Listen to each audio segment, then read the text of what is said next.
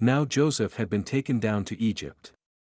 And Potiphar, an officer of Pharaoh, captain of the guard, an Egyptian, bought him from the Ishmaelites who had taken him down there.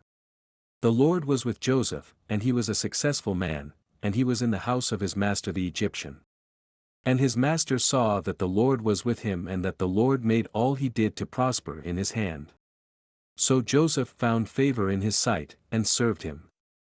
Then he made him overseer of his house, and all that he had he put under his authority. So it was, from the time that he had made him overseer of his house and all that he had, that the Lord blessed the Egyptian's house for Joseph's sake, and the blessing of the Lord was on all that he had in the house and in the field. Thus he left all that he had in Joseph's hand, and he did not know what he had except for the bread which he ate. Now Joseph was handsome in form and appearance. And it came to pass after these things that his master's wife cast longing eyes on Joseph, and she said, Lie with me. But he refused and said to his master's wife, Look, my master does not know what is with me in the house, and he has committed all that he has to my hand. There is no one greater in this house than I, nor has he kept back anything from me but you, because you are his wife. How then can I do this great wickedness, and sin against God?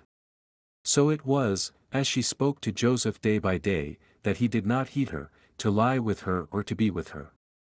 But it happened about this time, when Joseph went into the house to do his work, and none of the men of the house was inside, that she caught him by his garment, saying, Lie with me.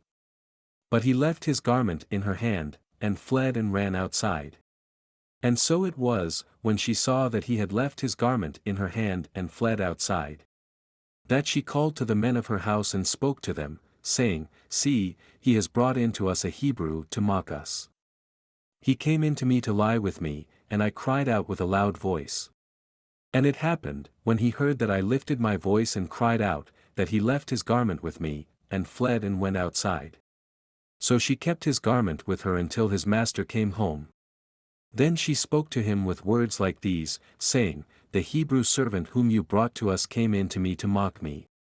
So it happened, as I lifted my voice and cried out, that he left his garment with me and fled outside. So it was, when his master heard the words which his wife spoke to him, saying, Your servant did to me after this manner, that his anger was aroused.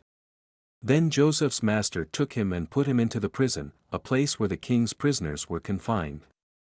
And he was there in the prison. But the Lord was with Joseph and showed him mercy, and he gave him favor in the sight of the keeper of the prison.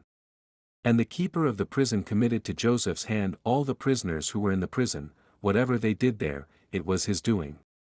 The keeper of the prison did not look into anything that was under Joseph's authority, because the Lord was with him, and whatever he did, the Lord made it prosper.